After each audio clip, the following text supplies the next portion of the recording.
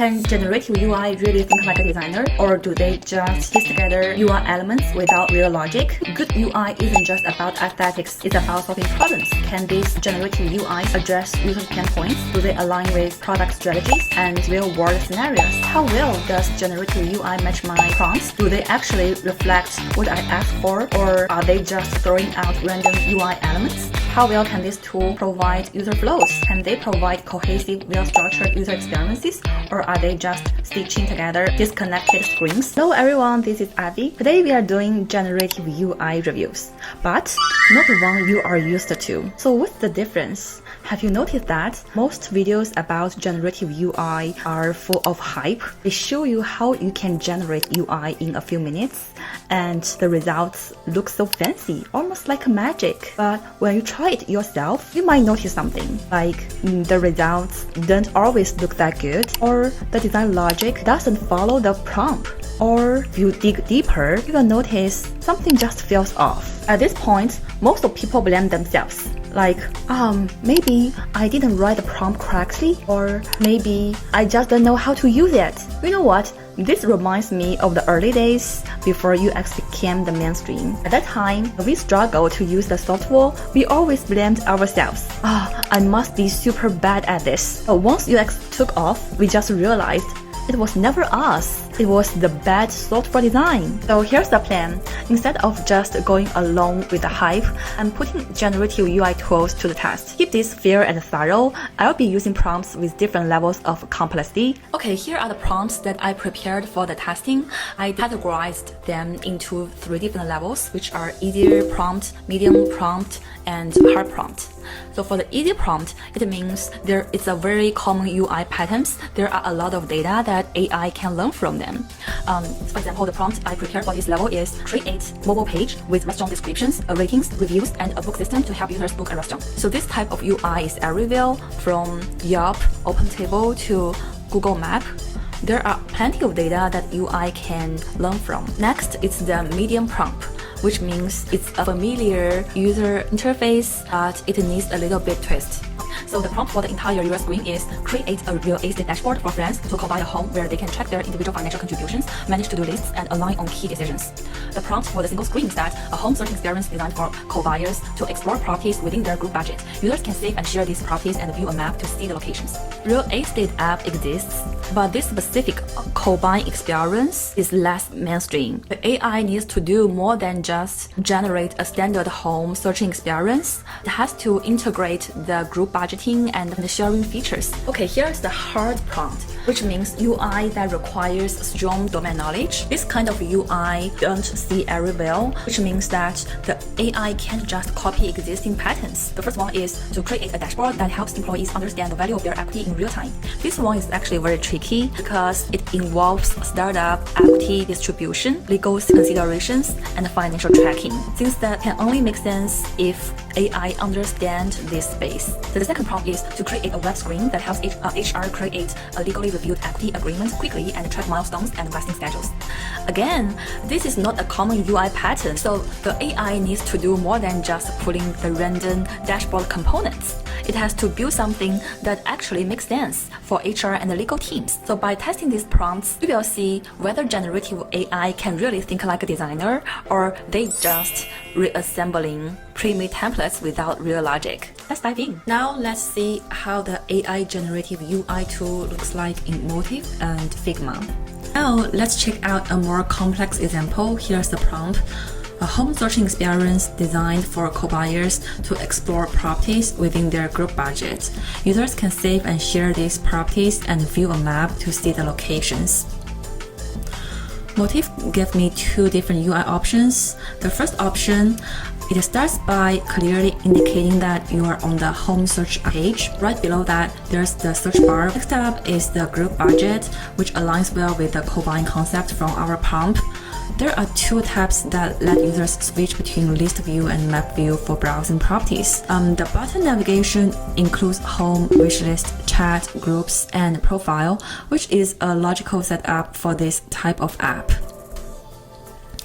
Now let's look at the second UI option. This version puts a stronger focus on the co-buying experience right from the start. It immediately displays the group members, reinforcing the idea that this is a shared home buying journey. The search bar includes a filter option, which makes a lot of sense.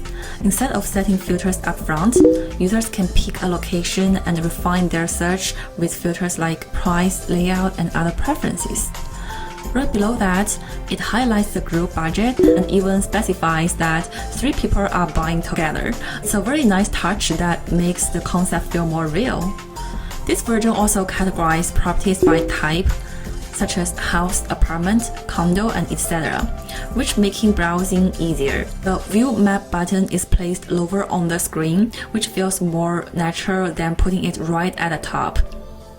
Button navigation includes search, saved, messages, and profile. One difference from the first version is that this one doesn't have a groups tab, which might be worth considering. One difference from the first version is that this one doesn't have a groups button. So which version is better? Overall, the second version does a better job of emphasizing the co-buying concept. It makes the group aspect more visible and organizes the search process in a way that feels more intuitive. That said, both versions have clean, polished UI with a well-structured information hierarchy and well-designed components. Now let's check out how Motiff handles web app UI generation. Just like before, it gave me 2 different design options, and at first glance, both look pretty solid. But before diving in, let's compare them with Figma's AI generated UI for the same prompt. So I use the same prompt in Figma. A home searching experience designed for co-buyers to explore properties within their group budget. Users can save and share these properties and view a map to see the locations. Sounds pretty straightforward, right? It's basically like a typical real estate website, but with a focus on group buying. But here's the problem. Figma's AI completely missed the mark. The co-buying concept is almost non-existent. You can't find the co-buying concept here, except for the logo name, which is randomly changed to co-buy. No mention of group budget anywhere. There is a budget filter on the right, but it's just a general one, not tied to group buying at all. The save feature is present, but instead of a heart icon, it's implemented as a secondary button. In most real estate platforms, saving a property follows a well-established mental model. Users anticipate a heart icon in a consistent, easily accessible position. This secondary button also takes up valuable space that could be better used for a share with group button. Similarly, the view details button is unnecessary. The standard interaction pattern allows users to click directly on a property card to access details, making this extra button redundant. And the biggest miss, no map. It's completely missing. So here's my ratings. The prompt relevance is only 3 stars out of 5 because it's missing key features requested in the prompt. The product logic is 2 stars out of 5. The design lacks a clear structure and the layout doesn't effectively solve users' problems. The UI components is 4 stars out of 5. Some components like the cards and filters need adjustments. In terms of the visual appeal, it's 2 stars out of 5. The design lacks visual appeal. Now let's see what Motiff came up with. Right away, it's clear that the design is much more polished, and more importantly, it actually follows the product logic correctly. So let's look at the navigation bar. It's visually well designed and structured properly. Even generated a logo with the name Co-Home, a nice touch. The tabs are logically and standard for the real estate platform. The search bar is exactly what you expect. Users can enter a location to find properties. It also highlights 2 key filters, price range and co-buyers. This is perfectly aligned with the prompt, unlike Figma's version. Map and search results. There's an actual map, unlike in Figma's version. The search results include key details like monthly payment and number of people co-buying. A map even summarizes the group budget and breaks down each member's financial contribution, making it super intuitive. And now let's check out the second option. It gave a completely different take on the same concept. This version pushes the co-buying idea even further. It visually displays each person's financial contribution and highlights the total group budget and monthly payment. It still follows common real estate UI patterns, but in a way that feels fresh and tailored to the co-buying. Overall, it perfectly matches the prompt while introducing new UI ideas that could be great inspiration for designers. So all of the criteria like prompt relevance, product logic, UI component, and visual appeal get all 5 stars. So Motiff AI generated UI is hands down better than Figma's, both in terms of design quality and logical structure. It actually understands the prompt and delivers a thoughtful, user-friendly layout. I started with an easy prompt in Motiff, a page with restaurant descriptions, ratings, reviews, and a booking system to help users book a restaurant. I've already generated the results beforehand, but let me quickly show you how it works. So you enter the prompt into the text box, hit the generate button, and Motiff usually gives you 2 different UI options to choose from. Each time you generate, the designs are slightly different. For example, here's what I just generated. It's not exactly the same as the previous ones. Looking at my previous results, the UI is clean, structured, and almost ready to go live. The layout makes a lot of sense. Starts with a header indicating that you are on a restaurant detail page. Then it shows the images of the restaurant and get a feel for the place. Next, it lays out key information like name, rating, price range, cuisine type, and location. Because our prompt emphasized a booking system, it includes contact details and booking button here. After that, it provides a restaurant description and even a section for popular dishes. This isn't in the prompt, but it makes totally sense. Lastly, it suggests similar restaurants, which is great for users who want more options. And from a business perspective, it's smart. It helps restaurants get discovered by more potential customers. So both the UI and structure are solid. The second design follows a similar flow but has a little difference. It also starts with a restaurant image. It helps users quickly decide if the vibe fits what they are looking for. Then it highlights key information like name, cuisine, price, rating, location, and hours. Instead of immediately showing the contact details, this version offers more ways to explore, like viewing the menu, photos, and reviews first. Then comes the detailed description and user reviews. Finally, it includes the booking feature and similar restaurant recommendations. Which design works better? It really depends on what matters most. Do users come here mainly to book a restaurant, or do they just want to explore first? And also from a business perspective, which layout helps drive more bookings or engagement? These are things that can be refined through user research and testing. So here's my final ratings. Now let's use the same prompt in Figma. I had already generated a wireframe beforehand, but let's see what happens when we generate full UI design using the same prompt. We click on the AI button, select Basic App, enter the prompt, and hit Make It. Okay, here's the result. It's not as great as the wireframe, honestly. The wireframe itself is logically well structured. It starts with key information like restaurant name, rating, cuisine, and price. Plus, there are a lot of images, so users can get a full sense of the place. Below that, it conveniently shows available restaurant reservation times for the day, making it super easy to book a table. But the AI-generated UI, it's missing all the images and only includes basic restaurant details. The reservation feature is there, but it's very generic.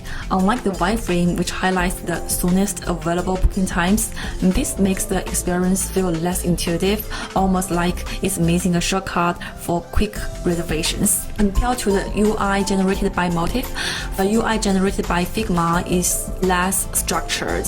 Now let's take things up a notch with a more complex prompt. Create a dashboard that helps employees understand the value of their equity in real time. This one is tricky because it requires a lot of domain knowledge, understanding how startups distribute equity, legal considerations, and financial tracking. As always, let's start by seeing how Figma's AI-generated UI handled it. Since the dashboard is meant for employees, its main job is to help them understand the value of their equity. At first glance, Figma's UI gets some things right. The page is clearly labeled Equity Dashboard, which aligns well with the prompt.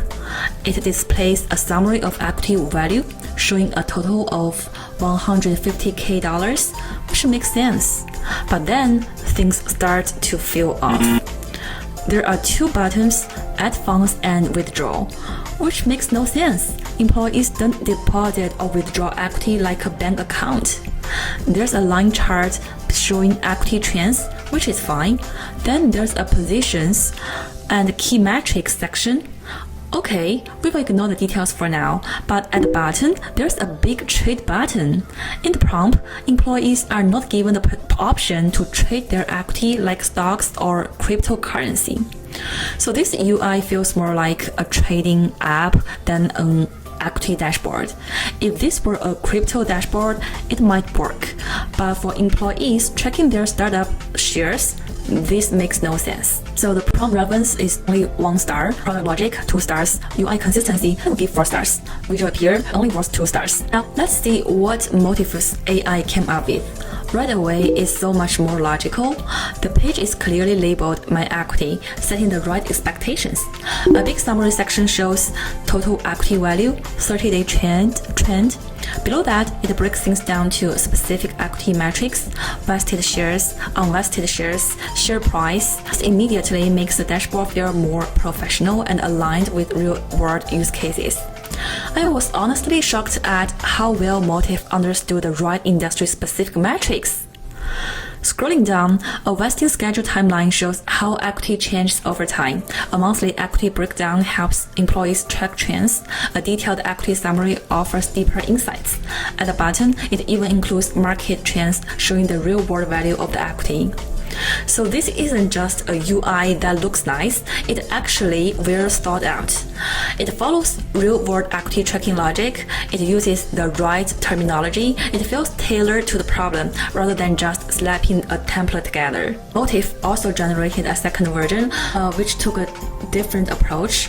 The dashboard still starts with the total equity value, but the breakdown is different. Instead of just showing a total number, it details total shares, value per share, and recent performance trends. A few differences in this version. Instead of a line chart for vesting schedules, it uses a donut chart, making it easier to see what percentage of shares are vested or unvested. The equity breakdown is displayed in 3 small cards with icons and large clear numbers. Stock performance is highlighted in a separate section. Instead of displaying raw market data, this version includes related articles about market trends. Again, this product logic is solid. The information hierarchy is well structured. The use of icons, charts, and cards makes it easier to understand. It's visually engaging while keeping things professional. The only small tweak I'd suggest is adjusting the title Stock Performance for clarity. But overall, this is an excellent design. So far, all of Motiff's AI-generated UI have been blue. I wanted to see if it could adapt to different color themes. I tested it with this new prompt. Create a web screen that helps HR create a legally reviewed equity agreement quickly and track milestones and vesting schedules, all in one place. Please use purple as the primary color. The results, Motiff generated 2 UI variations, both using different shades of purple.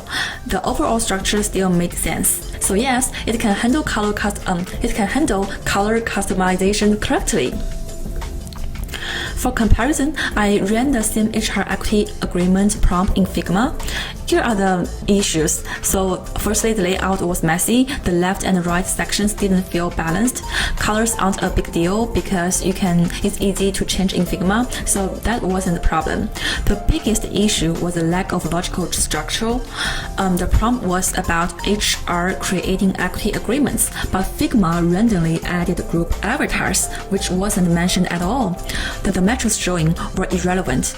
There was nothing about actually creating agreements. It feels like a reused template from a previous test rather than something tailored to the prompt. The Motiff AI generated UI, overall I think it deserves all 5 stars. However, Figma's generative UI, in terms of the prompt relevance and the product logic, is not that good compared to Motiff. I would just give it 2 stars out of 5. In terms of the UI consistency and visual appeal, as it's very easy to adjust that in Figma's UI, so I will give 4 stars.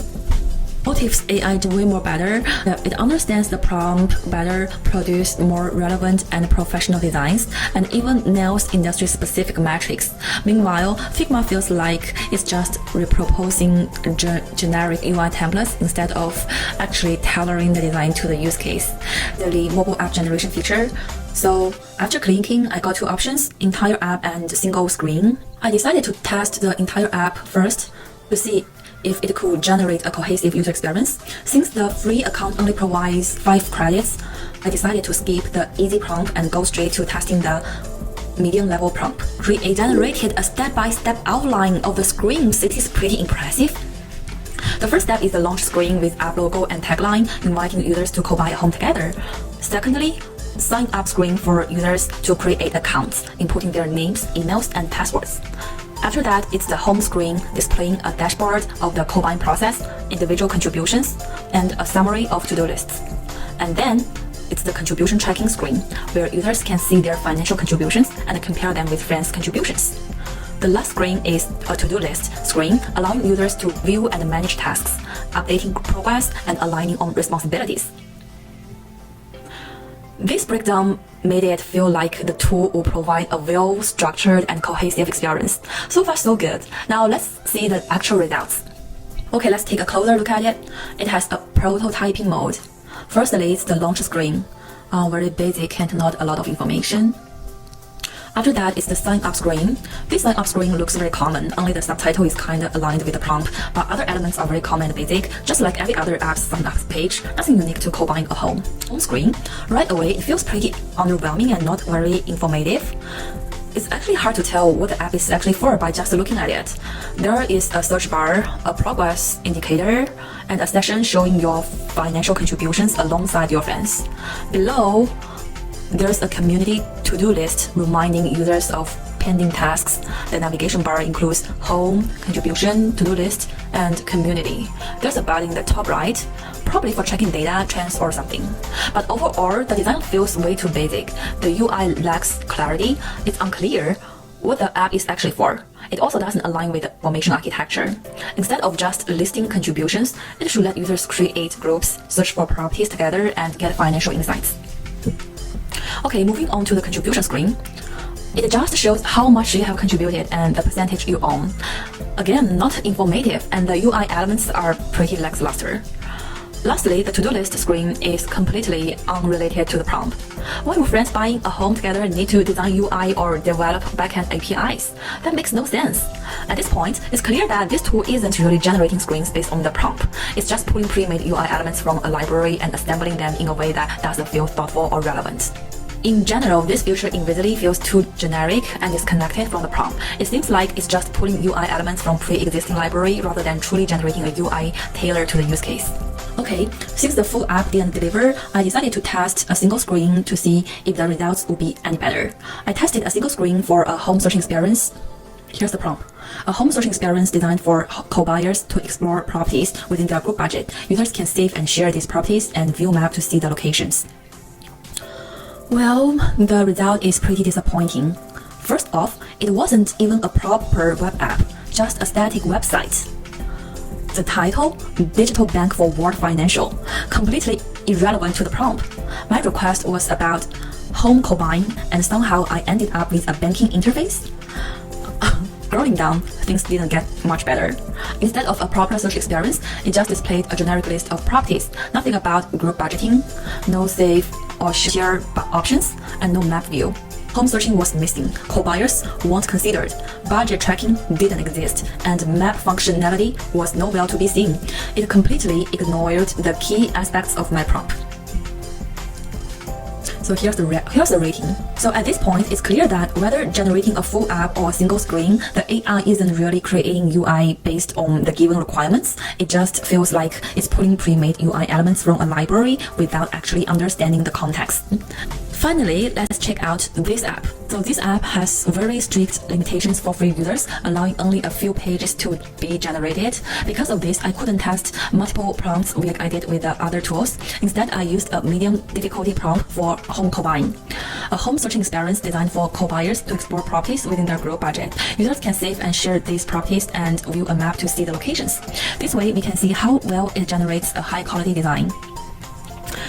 Since I'm using a free account, I ran out credits, so I couldn't drag the design to the main screen to get a better look. All I had was a very small preview, and honestly, this wasn't convincing enough for me to upgrade to a paid plan. Right away, I could tell that the UI consistency isn't great, the generated content is extremely minimal, barely enough to resemble a basic real estate website, let alone incorporate the co-buying concept from the prompt. So I think in terms of the prompt relevance, it's only a 1 star out of 5. Product logic, 1 star. UI consistency, 1 star. Visual appeal, 1 star. Overall, this Unizard's free version just doesn't deliver enough, especially compared to other tools. Yeah, so finally, I have finished all the reviews of the tools. I hope you enjoy the content, and if you have any questions or feedback, welcome to comment below, and I'll see you in my next video. Bye bye.